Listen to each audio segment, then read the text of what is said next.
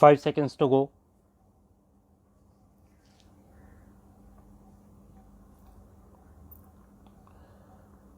Start. Learned counsel for the appellants would submit that there has been no fundamental breach of the policy conditions. In this context, we may profitably refer to the decision in C. Bharatamma, wherein a two-judge bench squarely dealt with the absence of a permit and ruled that plying a vehicle without a permit is an infraction and insurer is not liable. In Lakshmi Chand versus Reliance General Insurance, the court was concerned with an order passed by the National Consumer Disputes Redressal Commission that had declined the relief to the petitioner therein.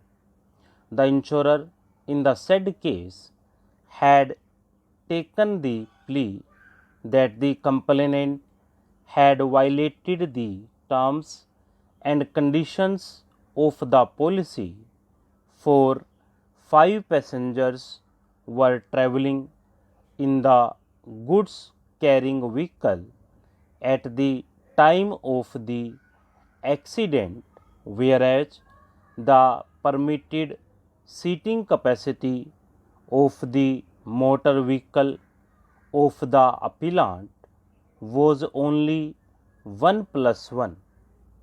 The two-judge bench referred to Oriental Insurance Company Limited versus Meena and others and expressed the view that in order to avoid liability, the insurer must establish that there was breach on the part of the insured. The obtaining fact situation is sought to be equated with the factual score in the said case. In this regard, it is useful to refer to the bench decision in HDFC Bank Limited versus Reshma and others. The issue that arose before the court was whether the financier was liable to pay the compensation or it was the liability of the borrower. The tribunal had returned the finding that the duty of the financier was to see that the borrower did not neglect to get the vehicle insured, and therefore it was jointly and severally liable along with the owner. The High Court had concurred with the said conclusion. The court referred to Purnia Kala Devi versus State of Assam and other that has dealt with the definition of the term owner as contained in section 230 of the Act. In the said case, the vehicle in question was under the requisition of the State of Assam under the provisions of law. In that context, the court has expressed that the High Court failed to appreciate that at the relevant time the offending vehicle was under the requisition of respondent State of Assam under the provisions of the Assam Act. Therefore, respondent was squarely covered under the definition of owner as contained therein. Here, the legislative intention in including in the definition of owner a person in possession of a vehicle either under an agreement of lease or agreement of hypothecation or under a hire purchase agreement to the effect that a person in control and possession of the vehicle should be construed as the owner and not alone the registered owner. The High Court further failed to appreciate the legislative intention that the registered owner of the vehicle should not be held liable if the vehicle was not in his possession and control.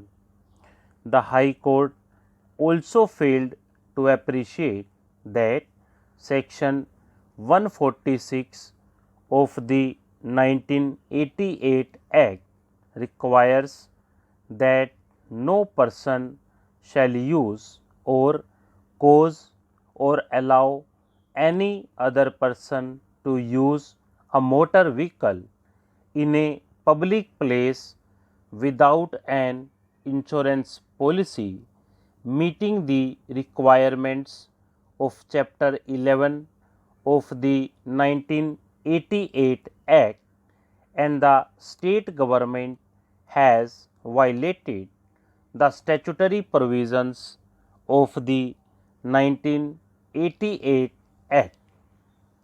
Be it noted, in the said case, the liability was fixed on the state, keeping in view the legislative intention behind Section 146 of the Act. No person shall use or cause or allow any other person to use a motor vehicle in a public place without an insurance policy, as that is the mandatory statutory requirement under the Act. Emphasis was laid on possession and control of the vehicle, and accordingly liability was fixed on the state of Assam. In HDFC Bank Limited, the three-judge bench opined that the hypothecation agreement did not convey that the appellant financier had become the owner and was in control and possession of the vehicle. It was the absolute fault of the respondent number 2 to take up the vehicle from the dealer without full payment of the insurance, more so when nothing had been brought on record that the said fact was known to the appellant financier or that it was done in collusion with the financier.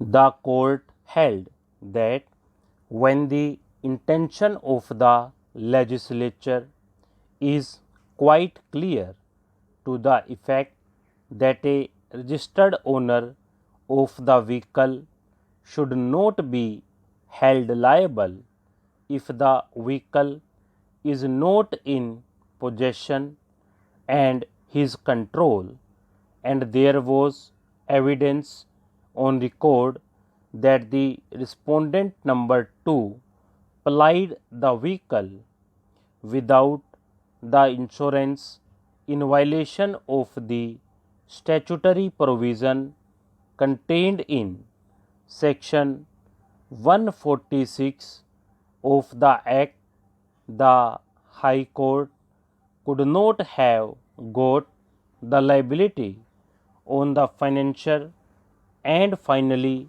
the financier was absolved of the liability. In the case at hand, it is clearly demonstrable on record that the vehicle at the time of the accident did not have a permit. Stop.